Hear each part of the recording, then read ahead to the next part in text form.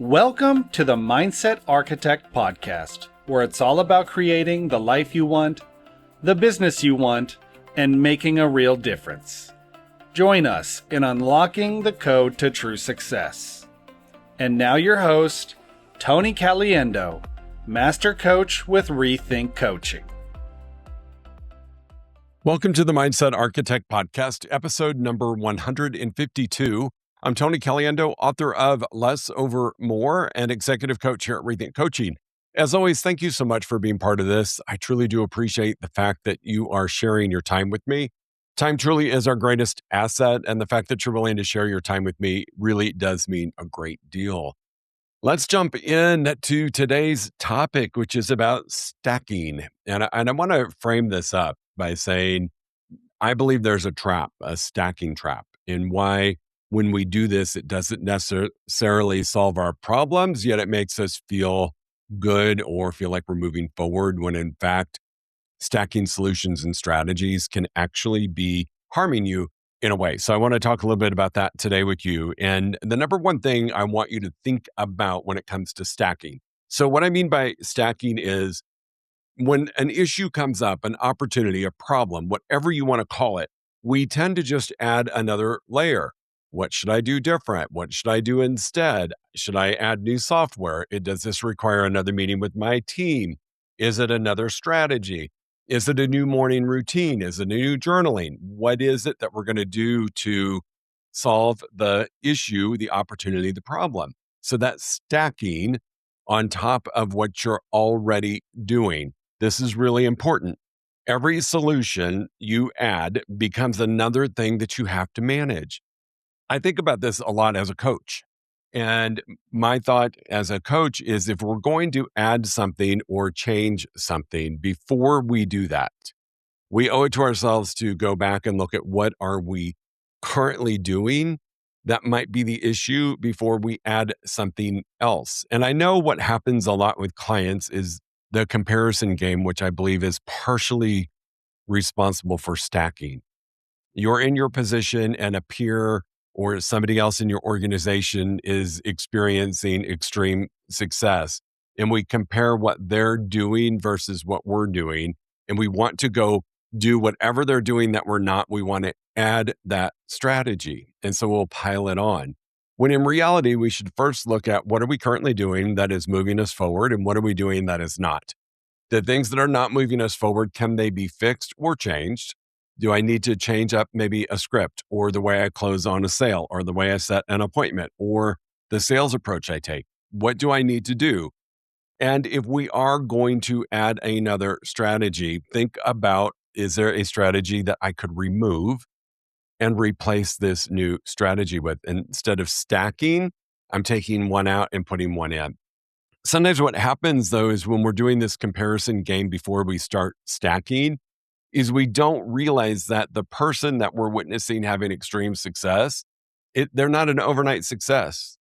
Chances are whatever activities that they're doing that you are not doing that has brought them success, they've been doing for a good amount of time. And so we think if we just go and do it, we're going to be equally as successful. So we stack that activity because our brain is looking for a quick fix.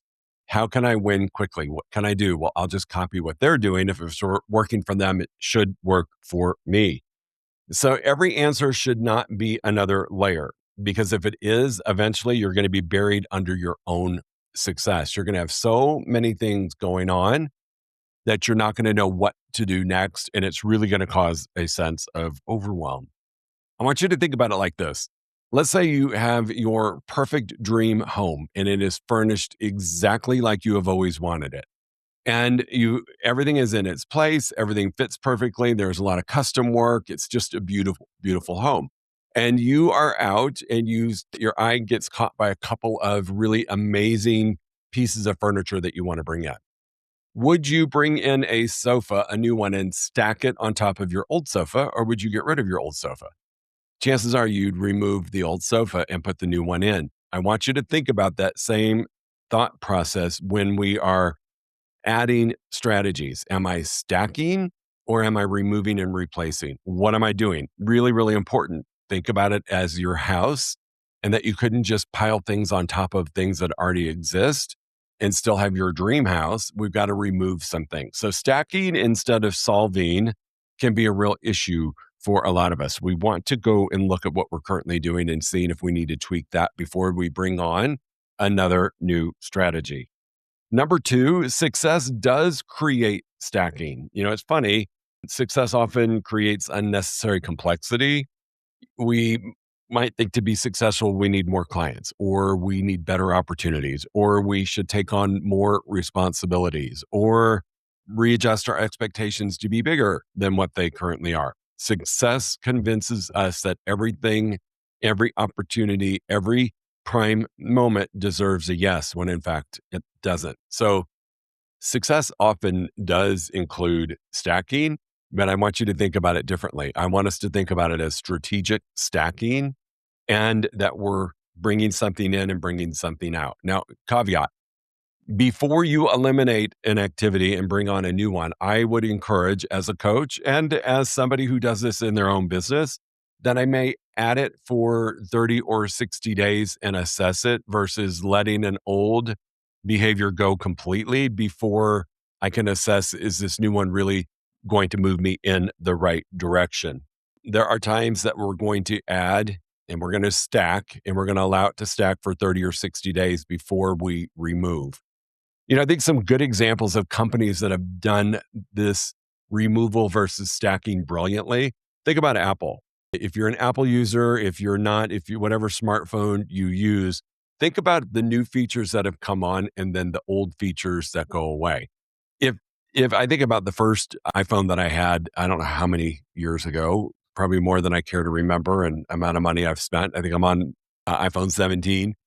If I think about the old strategies that it had and the old features that it had, if that would be all combined in with what I'm trying to do today, it would really get in the way. Luxury hotels, luxury restaurants, best restaurants, they have mastered the art of simplicity and not offering every possible service or every possible meal.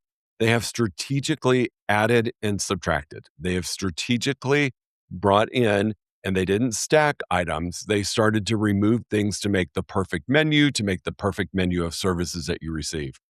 Growth without editing will become clutter.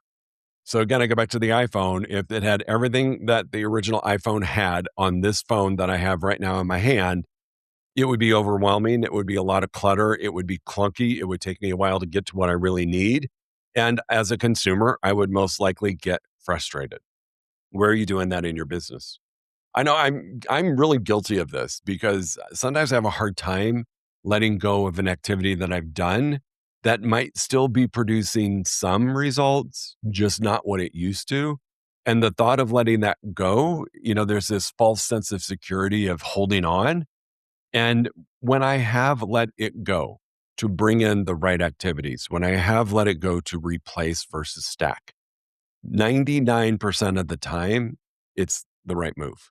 I'm not saying you're going to win every time, yet 99% of the time, it's the right move. So I want you to think about what you have added in the last 3 to 6 months or even 12 months, and what maybe you stacked it on top of that if you removed would have actually allowed that new strategy to be even more powerful. And I think that's really, really important. When I look at bringing on a new strategy into my business, I think about what I'm going to remove, because if I don't, I only have so much time. I only have so much time to do things. I only have so much time in my schedule. And I'm not going to be able to give that new strategy that I think is going to be brilliant and that my coach and I have worked on together and we've got it figured out. I don't allow enough time for that to really have an opportunity to demonstrate its true power and true success. So think about where you could be removing some things because you've stacked new behaviors, strategies, activities in the last 6 months, and what maybe you could remove to give appropriate attention to the new item you brought in.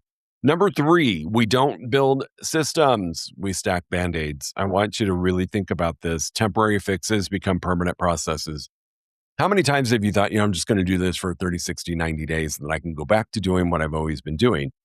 And that Band-Aid that we put on for 90 days tends to stick around because we don't want to let it go, just like we don't want to let go of some of our other strategies. So you might hear yourself saying things like, let's just do this for now. This is temporary. This is just a temporary way to look at things. We need to have a special meeting around this, and we really just need to do it for the first 90 days until the project gets off the ground. 2 years later, you're having that same meeting. Reports that nobody reads continue on forever. It's funny, I think back when I was a general manager for Marriott hotels and the amount of reports that I would get. Now, this is back in the day before we had everything done electronically. The stack of reports that I would get on my desk mid and end of month were just overwhelming. It was like a novel. And we were running all of these reports that didn't really matter anymore. And once I eliminated what didn't matter, I was able to give more time to what did matter. So even think about what data are you taking in that you might be overstacking, that if you let go of some of it, you could actually have time to analyze the reports that were important. Policies and standards remain even after the original problem that you created them for disappears. Sometimes the standard needs to stay to prevent the problem from coming back, yet many, many times we have a policy in place and the issue isn't an issue anymore. Maybe it was a temporary piece of business that is now gone, whatever it was, but we hold on and we stack all of these policies, and we have an amazing policies and procedure handbook, and a lot of those could be eliminated. What are you still doing that you just forgot to stop? I think that's probably the simplest way to ask that question. What are you doing that you simply forgot to stop? I think some of this happens as we grow in our role and we grow from each position and move into the next role of our life, our business, our career, the next chapter. And we hold on to doing a lot of the things that we no longer need to be doing. We talk about leverage. We talk about this in previous episodes. Yet part of stacking is, let's say you take on a new role and you move up into a senior level. Well, if you don't let go of some of the things that you were doing previously, in fact, probably most of them, how are you going to be effective in your new role, right? Because we're bringing old behaviors, we're bringing old things with us that we just forgot to stop doing. Like, hey, I don't need to do this anymore. I've got my replacement should be doing this, but we just forgot to stop doing it. So do a check-in. What have you forgot to stop doing? What are you doing that you really shouldn't be doing any longer? And if it needs to be done, who on your team would be doing it for you?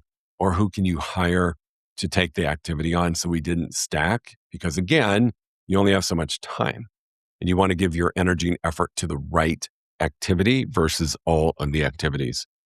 I see a lot of businesses in my coaching, and it happens at all levels, entry-level managers, executive-level managers. And I realize that a lot of times they think they're running systems, but they're not. They're just running accumulated habits. And they think it's a system, and it's not. And those accumulated habits start to pull them down because it just becomes clutter and it becomes overwhelming. Number 4 thing I want you to consider is that every stack you do carries a hidden cost. Everything that you add costs more than just time. It's your mental bandwidth. It's your emotional energy. It's your decision-making energy and capacity, your attention, your flexibility, your creativity. Think about every time you stack and you don't remove something else, you are taking up mental bandwidth. You are using emotional energy to add that on to your already busy schedule in life. It can honestly create decision fatigue.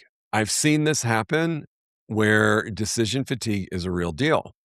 I mean, if you think about it, right, where every stack we add has a hidden cost, and we're having to make more decisions because we've got more things that require our attention, which ultimately can create decision fatigue. So really be cautious and take a look at what you've added lately and ask yourself, how much mental bandwidth is it taking? How much of my emotional energy is it taking? Is it restricting me from being flexible? For those of us that are entrepreneurs, and even some of my executive clients that I coach are C-suite friends, we do it because we wanted freedom and flexibility. Yet if we stack, it's robbing you of that freedom and flexibility. So we really need to pay attention that thing that you stack is going to require more from you. The weight you're carrying may not be your workload. It may be everything you've stacked on top of it. This is where it's really important for those of you who might be a little bit of a control person, myself included, that you have to surrender and give away things that you no longer need to be doing, and understand that it may take a moment to train someone to share how to do it with somebody. Yet if you don't, that weight that you're carrying may not be your workload. You might be carrying yours and somebody else's. If you stack, I promise you, you're carrying way more than your fair share. Number 5 is the most powerful question isn't what should I add? It really is about great leaders do one thing and they do it really, really well. And they do a lot of things. But the one thing about this, should I add this to my schedule or should I add this into my repertoire, is really, should I subtract first? And it goes back to that analyzing what you're currently doing, that you're doing out of habit, or you're doing that's no longer serving you. You're doing that's not providing the results that it once did, and it's no longer a viable option. Great leaders subtract before they stack or optimize. They ask simple questions. What can I stop? What no longer creates value? What meetings can disappear? This is a big one. What meetings am I attending that I don't need to be in anymore? I always think about this when I started moving up the ranks at Marriott. I'm very fortunate that I had amazing mentors. And they taught me that every time you moved up, somebody else was taking your responsibilities. And so I did not need to attend every meeting that was happening at the hotel. I didn't. That's why I had directors. That's why I had senior leadership. That's why I had senior salespeople. They were the ones that would host those meetings and give me the very brief CNN version and results that I needed to look over. I didn't need to attend. So great leaders subtract. And some of that subtraction, I promise you, can be in the form of meetings. What meetings are you attending that you no longer need to attend? What Facebook group are you participating in that you've outgrown, that you really don't need to attend, but you find yourself every morning logging in because that's just what you've done, when that time could really be used elsewhere to serve you at a higher level? What clients am I working with that are no longer aligned? I will tell you, this is a tough one. Occasionally, I will ask a client to not be part of my world anymore. And I know it's kind of like breaking up with somebody, right? I think they're feeling it as well. You just have the courage to say it. What clients are you carrying that you shouldn't be carrying anymore because they're out of alignment? They're taking a lot of energy and time. They are going against your core values through the lens of business or life. So take a look. And I promise you, as scary as it might be when you let that go, because we look at that's income, right? I'm letting go of this guaranteed income. More will show up. That's part of the book, Less Over More, is that when we're carrying around the wrong mores and we're carrying around the wrong clients, we're blocking God, universe, whatever you believe in, from delivering more. We don't have the bandwidth. We don't have the time. We don't have the place for it. So really think about, am I carrying clients? Am I carrying employees? Am I carrying associates? What am I carrying that is no longer aligned, that if I let go, I could get aligned again and great things will show up? And what goals are you carrying that aren't yours? You know, each one of my coaches, each one of my associates has a goal. That's their goal. It's not mine. And I'm not carrying their goal for them. I will help them. I will coach them. I'm not carrying their goal. They need to carry their own goal. What goal have you stacked on top of yours that doesn't belong to you that you're carrying? Keep that in mind. What exists only because you've never questioned it? What exists in your business or life right now simply because you've never questioned, why am I doing this? What have I forgot to stop doing? You don't create capacity by finding more time. You create capacity by carrying less. Boy, if you got the secret to creating more time, please let me know. I would love to be let in on that little secret. We all have finite time. So it's really important that you're paying attention to what you're doing and you're not stacking, robbing yourself of time that needs to be allocated to the right activities versus all the activities. Number 6, less creates more. I mean, honestly, let's reflect back on the book, Less Over More. Less isn't about doing less. Less isn't about scarcity. Less isn't about settling. It's about removing friction. When I talk about removing, when I talk about less over more, I'm simply meaning we are aligning with the right activities that will get us the greatest result in the shortest amount of time possible. And I can let go of all the other things. So I appear to be doing less.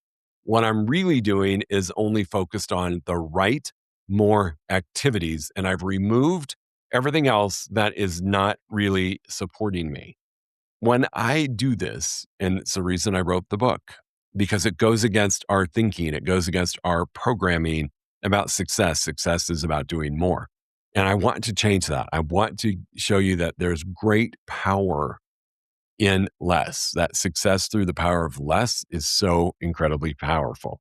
When I do this, my thinking changes for the better because I'm not having all of these things I got to think about. I'm only thinking about the things that matter or what potential is out there that I'm not allowing myself to receive, that if I eliminated something, subtracted, I could receive it. Better leadership. Boy, I become a better leader when I'm not carrying around the wrong more. Because the wrong more, to be honest, makes me really cranky. When I'm doing the wrong more, I can feel myself get annoyed and irritated. And if you've been around me, I'm pretty transparent when those feelings are obvious. And so I become a better person when I let that stuff go instead of just stacking and being cranky about it. My relationships are better. My health is better. My business is better. All of that stuff really happens when we stop stacking and we add subtraction into the equation. Less really is, simply put, subtraction. You can say it's subtraction over more. That's what's really important.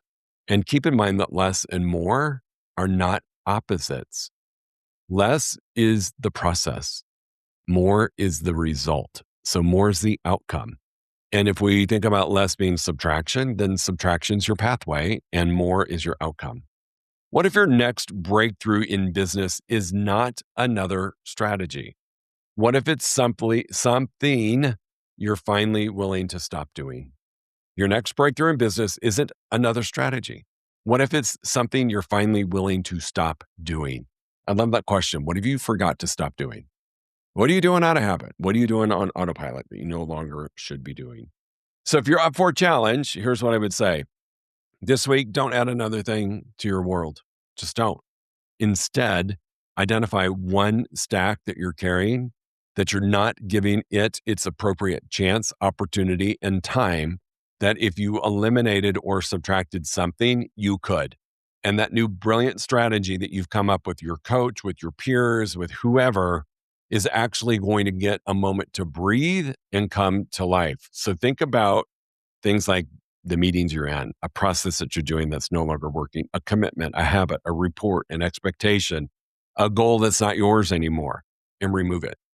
See what happens. See what happens to your bandwidth. See what happens to your mental capacity. See what happens to your mood. Pay attention to what shows up in that space and what is able to be created because of it, because that is truly the heart of less over more. You don't build a better future by endlessly stacking more onto today. I want you to think about this. You build it by having the courage to subtract what never belonged there in the first place or has worn out its welcome. Think about what you can subtract, and I promise you, your business and life will thank you for it. All right, team, have a great week. We'll talk to you soon. If you enjoyed listening to this podcast, you must come check out the Mindset Architect Group Coaching Program. It's our monthly program where we explore the power of your mindset, help you identify what you truly want in business and life, and then help you reach those goals. Come check us out at rethinkcoaching.com/group-program. That's rethinkcoaching.com/group-program. We'll see you there.